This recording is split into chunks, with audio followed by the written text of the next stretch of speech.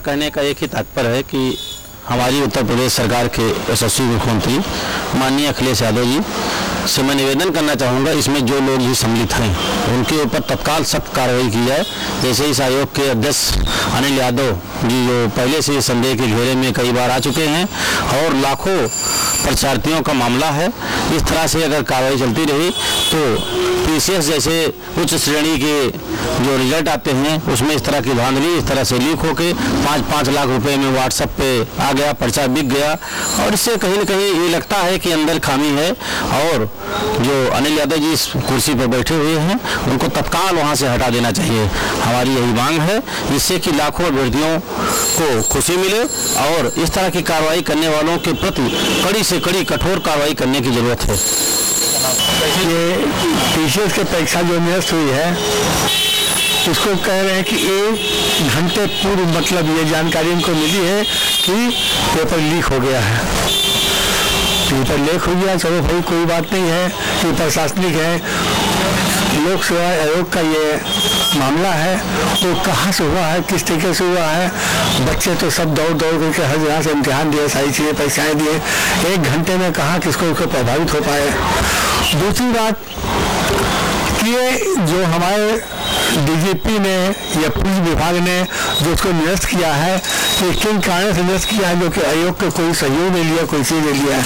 ये बच्चे इतना मेहनत किया, सारी चीज़ की है, सारी बातें किया, अगर इस तरीके से लीक होती रहेंगी तो परीक्षाएँ हमेशा लीक हो जाती हैं। ये सारी दोष जो है आयोग की है, उनको सुधार करें और बच्चों के मदद जो हो उसको दे दें। पर्चा लीक होना ही बहुत बड़ा अभिशाप की बात है।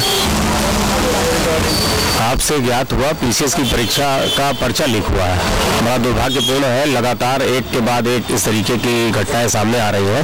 कभी इंटर की परीक्षा का पर्चा लीक, कभी ग्रेजुएशन का, कभी पोस्ट ग्रेजुएशन का और आज पीसीएस का। तो हम देश में किस तरीके का निर्माण करना चाहते हैं, ऐसे किस तरीके के अधिकारियों को हम लाना चाहते हैं, ये समझ से परे है, बड़ा दुर्भाग्यपूर्ण है। अगर आज मीडिया जागरूक ना हो तो मुझे लगता है कि आज अधिकारियों के रूप में तमाम ऐसे लोग चले आएंगे जो परीक्षा लीक होने के बाद जो पर्चा खरीद करके पढ़ते हैं वो क्या नौकरियां करके करेंगे। बड़ा दुर्भाग्यपूर्ण है, इसकी जांच होनी चाहिए, इसके पीछे कौन दोषी है उन्हें पकड़ करके उनके खिलाफ कार्रवाई होनी चाहिए। देश की सर्वोच्च परीक्षा को अगर इस तरह से बदनाम और निचले स्तर पर ले जाया जाएगा, ये हमारी प्रदेश सरकार की नपुंसकता, निष्पक्षता, अकर्मकता का प्रतीक है और हमारे देश के होनहार बच्चों के भविष्य से खिलवाड़ है। जय हिंद, जय भारत। इसके लिए पूरा प्रशासन दोषी है, प्रदेश के मुख्यमंत्री से लेके और शिक्षा मंत्रालय से लेके जिस प्रेस पे वो पेपर छपने दिए गए थे, जो इनके इंटरनल इन्वेस्टिगेशन है, हमारी जांच एजेंसियां हैं, सबकी विफलता है। व्हाट्सएप पे पेपर पहले से लीक था, बच्चों को यकीन नहीं आ रहा था कि जो व्हाट्सएप पेपर आया है ये फर्जी होगा, बच्चों ने उसको मजाक समझा। लेकिन सेम पेपर जब एग्जाम देने के सामने नजर आया तो उनके तोते उड़ गए।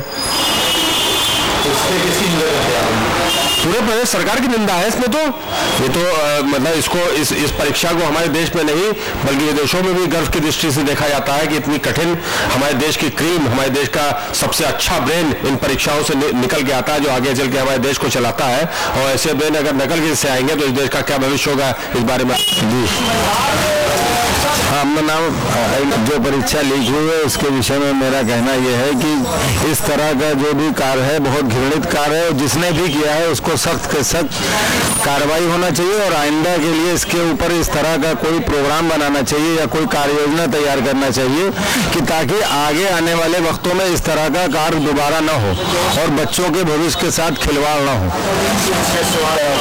जियाउल हसन गनी गलत हुआ है और इसकी पूरी जांच होनी चाहिए और जो दोषी हों उनको सख्त से सख्त कार्रवाई की जाए।